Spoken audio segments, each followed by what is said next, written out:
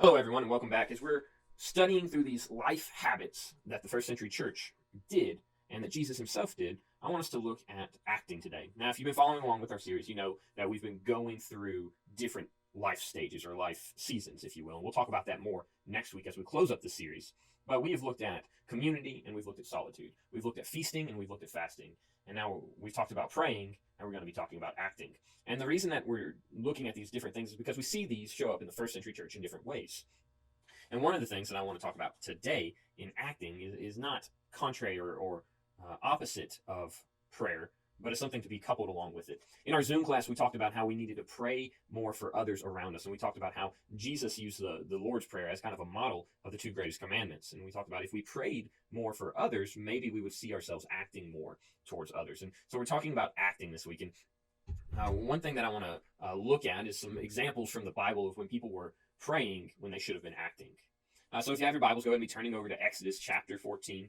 And we're going to be looking at the crossing of the Red Sea. Now, to catch you up, if you don't know the story of Exodus, Moses has come and he has asked for God's people, the Israelites, to be released from Egypt. And Egypt's a great nation at that time, and they control everything. They control the Egyptians. The Egyptians control the Israelites. They're literally their slaves. And God has brought them up out of Egypt. And we come to this scene, okay? Literally, the Egyptians paid them to leave, but as they were leaving, they were like, you know what? Those slaves were really handy. We want those back. And so Pharaoh comes out with his army, and that's where we're going to be picking up the story. And the army of Pharaoh is chasing after the people of Israel, and they're trapped between the army of Pharaoh and the Red Sea. When Pharaoh drew near, the people of Israel lifted up their eyes, and behold, the Egyptians were marching after them. And they feared greatly, and the people of Israel cried out to the Lord. They said to Moses, "Is it because there are no graves in Egypt that you have taken us away to die in the wilderness? What have you done to us in bringing us out of Egypt? Is not this what we said to you in Egypt? Leave us alone, that we may serve the Egyptians. For it would have been better for us to serve the Egyptians than to die in the wilderness." And Moses said to the people, "Fear not, and stand firm, and see the salvation of the Lord, which he will work for you today. For the Egyptians whom you see today, you shall never see again. The Lord will fight for you, and you have only to be silent." So the people and Moses at this time see the Egyptians coming to him, and they're all like, "Okay, just Moses, you brought us here to die. What's wrong with you? God, help us. Please help us, God." And they're praying, they're calling out to the Lord, and they're calling out to Moses. And Moses is all like, "Okay, guys, just be calm, be calm. Everything's going to work out. Everything's going to be okay. Just be calm." And he's like, "God, what are we doing?" And then verse 15 hits us, and it hits hard. And the Lord said to Moses, "Why do you cry to me? Tell the people of Israel to go forward. Lift up your staff and stretch out your hand over the sea and divide it, that the people of Israel may go through the sea on dry ground. And I will harden the hearts of the Egyptians so that they shall go in after them, and I will get glory over Pharaoh and all his hosts, his chariots, and his horsemen." So if you don't know this story, it's a great one. The rest of the Bible will allude back to this moment of where Pharaoh is rushing after the Israelites, and God just saves them by crossing through the Red Sea. So you're standing there and you're praying to God, and God's like, "Get up and go." It reminds me of a story that I heard of, a long time ago, one of those old preacher stories. There's a great flood that came, and this man was swimming, and a guy came by on a boat, and he said, "Hey, get in the boat and I'll help you." And the guy was sitting there, and he said, "No, I've prayed to God, God will save me." And then some people came by on a bigger boat, and they were rescuing people, and they had life jackets, and he was like, "No, don't worry about me. I've prayed to God, God will save me." They come by in a helicopter, and the dude's like paralleling down to him. He's like, "No, don't worry about it. I've prayed to God, God will help me." And when he gets to heaven, he's like, "God, I thought you were supposed to help me." And God's like, "I sent you a boat, a bigger boat, and a helicopter. What more do you want?" Many times, I feel like, God is telling us, go do. Don't just sit here. Don't just pray about it. Go and do it. So another fun little story that I always like to allude to is Gideon, whenever I'm talking about acting. Gideon is an interesting person. And most of the judges have this unique quirk about them, but Gideon's a little bit of a coward. And as he has many times asked God for a sign, we get to the famous scene of him laying out the fleece, and he asks God for a sign. And he says, "Oh, if the fleece is wet and the ground is dry, I'll go. If the ground is dry and the fleece is wet, I'll go." And so we get these two opposite miracles happening. And, God is like, "Go, go. I'm telling you to go, go." And Gideon's all like, "I don't know, maybe." And so there's this idea, this concept, that many times we sit around praying and not doing. Let me give you a New Testament example, because this whole class series is about the New Testament and how we're replicating what the first century church did in our lives. And so if you have your Bibles, flip over to James chapter 2. Now, James is an excellent book. I've once heard it said that James sums up the entire Bible in just his one little book. And he does a good job. I don't think he sums up the entire Bible, but he does have some great principles in there. And one of them is this, starting in verse 15. Now, James is talking about faith, and faith without works is dead.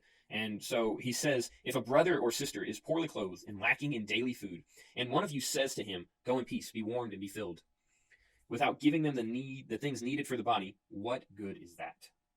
Now, I want you to set the scene. Right? You are a devout Christian. You have like this heart for God, and these poor people come up to you and they're like, hey, I need help. And you say, I'll pray for you. James looks at you and says, what good is that? We first need to be acting in the doing. I think this really ties into the concept that we are in God's image. A lot of times some people have the stigma against acting, and, well, God will take care of it. Well, yeah, but God will take care of it through you. He's calling you to go and do his bidding. So whenever, let's jump all the way back to Genesis, and God creates Adam and Eve, and he creates them in his image, and they're supposed to bring order, and he puts them in the garden, and he says, take care of the garden and create order. And, as they take care of the garden, it's going to grow and encompass everything, and everything's going to become the garden. And God's like, okay, you're acting order out. I've created order, you're maintaining order and helping it to grow. Well, lo and behold, we fall into chaos and this anti-order by wanting for ourselves and giving to ourselves. And so we sometimes lose this idea that we're acting on behalf of God as Christians. So, you're a Christian. You're living the life of God. Act like him. And so what's that mean?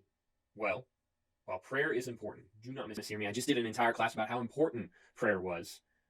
Prayer is important. There are times where we need to be taking action and doing things and reaching out and helping people as God's image. So my 2 questions for our Zoom class that we're talking about on Sunday night, that'll be at 7 o'clock for the junior high and 7:30 for the senior high. Do we find ourselves praying but never acting? Do we find ourselves sitting there in prayer saying, God, help me to grow, help me to be a better person? And then when we're presented with an opportunity, do we say, no, I don't want to do that. No, maybe ask someone else.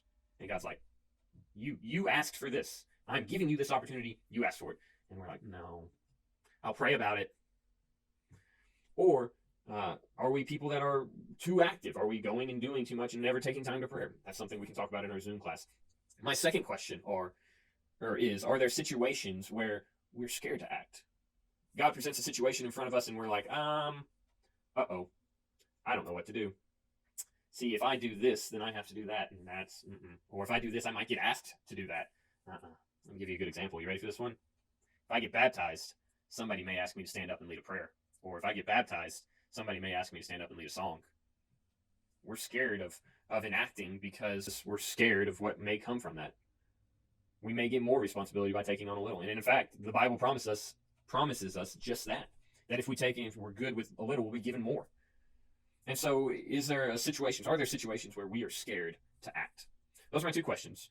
Do we find ourselves praying but never acting? And are there situations where we're just too scared to act for fear of what might come upon us? That's all the time we have. Thank you so much for being here, and I'll see you Sunday night.